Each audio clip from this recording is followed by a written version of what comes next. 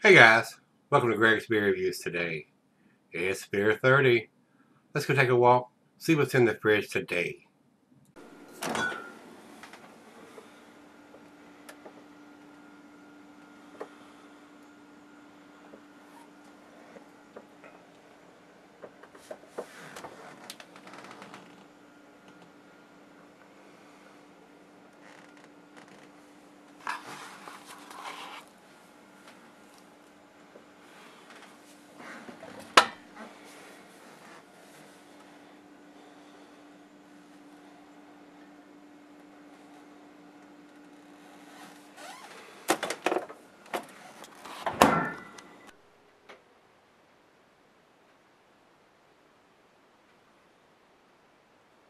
Hello everybody, thanks for stopping by Gregsbeerreviews today. I'm not sure if this is going to be good or bad.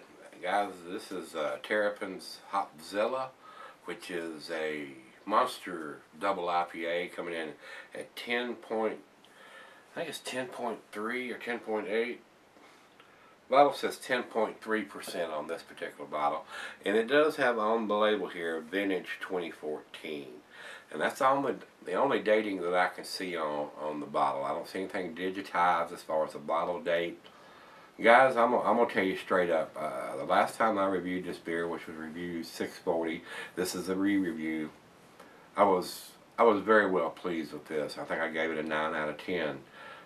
It was slightly boozy on the nose at that time, but not so much on the palate for a 10 and almost a 10.5% beer. But I'm gonna be honest with you. For a double IPA at 10.3%, it's not going to go bad. But just putting the year on it kind of sticks in my craw a little bit for this style of beer. If it had been a stout or something like that, or some kind of Belgian ale or something like that, it'd be a little different story just putting the year on it. But if this beer was done in June or May or July, and here we are into October, it would have lost a lot of its big bold hoppiness, and may not be as tasty as it would be fresh. I mean, and just putting the year on it, you know it's this year's beer, but you don't know when. I mean, even if it was done in February or March and we're into October, you know it's this year's beer, but if it's an IPA or a double IPA, I mean, it's done lost most of its hoppiness by that time. So I got a little problem with them just putting the year on the style of beer. Like I said, if it was a stout or a porter or something like that where the hops aren't going to fade over time, it's not a big deal. But we kind of want a bottle on date on your IPAs and your double IPAs. Just my opinion, just my OCD kicking in there, guys. I've drank too many beers that is done in this particular fashion that either has a year on it or nothing at all on it, and they end up being not what they were when they were put in the bottle. So we'll leave it at that and get on with it and see what this one brings. Alright, like I said, the commercial description on this one says, when we go over to rate beer, commercial description is still listed as side project number 12, so somebody needs to update the site there. I don't know what they're thinking. That was a long time ago when it was a side project. They've been doing this regularly for several years now, so step up to the plate, guys. Says here for this particular side project 12, this hoptastic creature clocks in at 110 IBUs, and it has all the hop explosions of a B-rate monster movie made with 100% Maris Otter malt to back up the barrage of hop bitterness, flavors, and aromas. This beast knows no boundaries. With all this hoppy goodness packed into one beer, we wouldn't have called it by any other name. But they're also saying here on this site it is 10.8. And the side project 12 may have been, but the 12-ounce bottles now are only 10.3. Alright, food pranks for this beer, guys.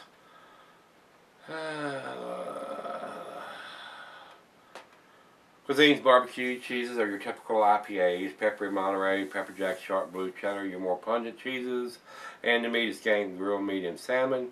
Glassware is snipped or tulip oversized wine glass. I got the double glass.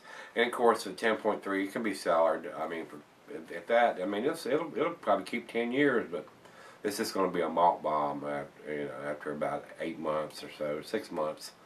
And the further early on, I mean, if you keep this beer 5 years, you're not going to taste any hops in it at all, hardly. I mean, this is going to be a malt bomb. So that's the whole reason you want your IPAs and your double IPAs as fresh as possible, in my opinion. I do anyway. All right, I don't think there's anything else we need to talk about, so let's pop a cap on this one. Like I said, this is a re-review. A little bit of hiss, not a monster hiss.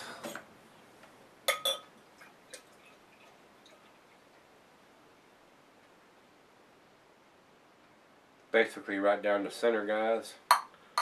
Didn't generate a massive head. I'll look another quick time. I don't see any digitized. There's nothing. There's no other dating on the bottle other than vintage 2014. I'm not a big fan of that on this style of beer. All right, over into the light. It is semi-cloudy. I can see the bowl, but it's not perfectly clear. Nice orangey tangerine color. Very typical of this style of beer. Sometimes they're a little darker when they get to the double imperials, but this one is not too bad. And didn't pour a very big head, and basically what it did pour is dissipated already. Still looks good in the glass. I really liked this beer the last time I did it. Let's see if I'm still as enthused as I was then.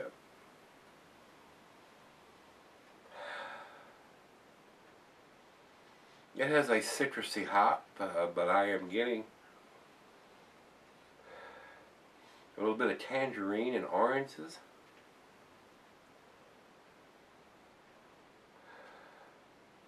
Got a very sweet smell, but it does have a heavy maltiness to it, which is,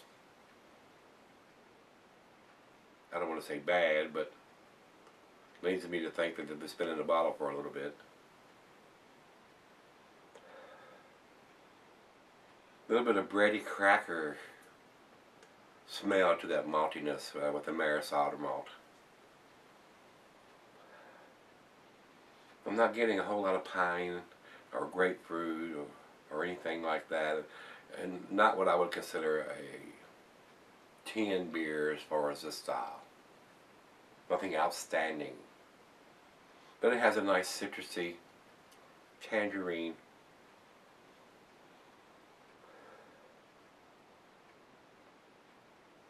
floral hop presence. I wish they'd put the bottle on date on this beer. It really would know, but they don't want to do that because just putting the year on it increases the shelf life tremendously for them. So a lot of people that don't know going, oh, this is this year's bottle. Yeah, let me get that. Yeah, but you don't know. It's been in the bottle for 6-8 months. Then you get home and you try it and you're disappointed. Oh well, that's the way it is in the beer business. Let's give it a taste. Cheers, everybody.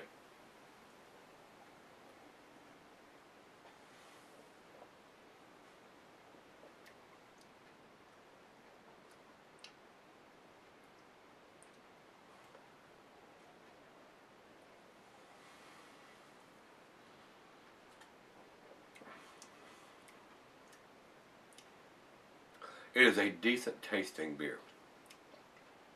It has just enough citrusiness in the front end to balance out the bitterness on the back end for a 10.3%. Very nice. But it is not a hop bomb. For something that has Hopzilla written on it. Now, it may have been the hop bomb when it was put in the bottle. I do not know.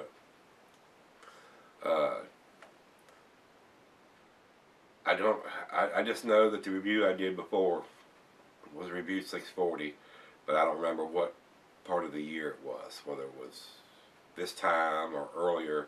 I've got a feeling this was probably done earlier in the year, and it was probably a little more hoppy at that time than it is now.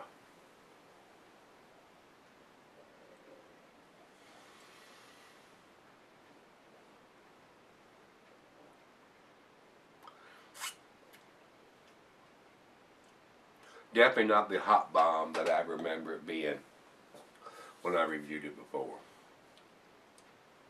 But still, it's definitely not bad. It's still a very enjoyable beer. We just need more information on the bottle other than the year, in my opinion. Well, let's right out of the fridge. Let's let it warm up a hair and let her taste it, see what she thinks, and I'll come back and do the final grade and chug. But I'm not quite as blown away this time as I was the last time. Alright guys, I'm back. Got just a little left here. The other half liked it. She said it was pretty tasty to me, but to me, just my opinion now, it's more malty than it is hoppy. And I went back and looked while I was sipping on it to see when I did it back in 2012. And I reviewed this in May of 2012, which leads me to believe that this beer is released in the springtime. This beer would definitely be better in May of 2014 than it is in October of 2014. Even though it's a 10.3%er, it's not going to go bad, but the hops have faded. I mean, it's a win for the brewery, but it's a loss for the consumer. The beer drinkers are not going to, especially somebody that regularly drinks craft beer, is not going to find this a very hoppy beer when it's been in the bottle six or 8 months.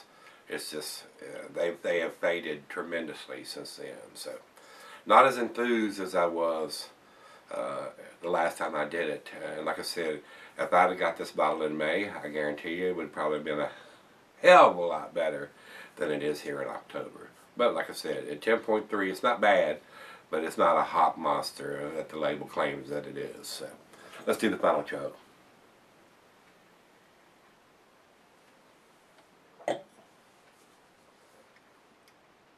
Very nice citrusy taste, but it is not a hop monster, or a Hopzilla is what they're calling it. Not now in October. It probably would have been in May. It would have probably got a lot better grade for me if I'd have done it fresher than doing it later. But just having vintage 2014 written on the label. And Terrapin is a fairly big brewery. They can afford to do a dating on the label or on the bottle that tells when it was bottled.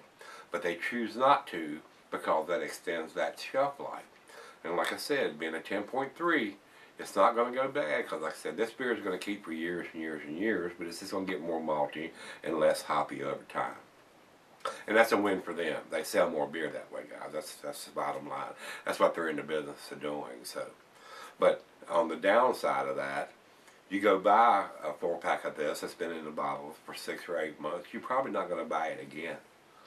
At least that's the way I feel about it anyway. So, last time I gave it a 9 out of 10. It's not going to get that grade this time. As far as I'm concerned, guys, this is going to get to 7. It is, and it's lucky they don't get a 6. It's decent, but it's definitely not an A beer now that it's been in a bottle this long. And definitely not an outstanding beer to me being in the bottle this long. So, with that being said, I think it's a B beer. I mean, it is. The only reason it doesn't get the 6 instead of the 7, it does have 2014 on it. If it didn't have that on it, it would probably get the B or the B minus.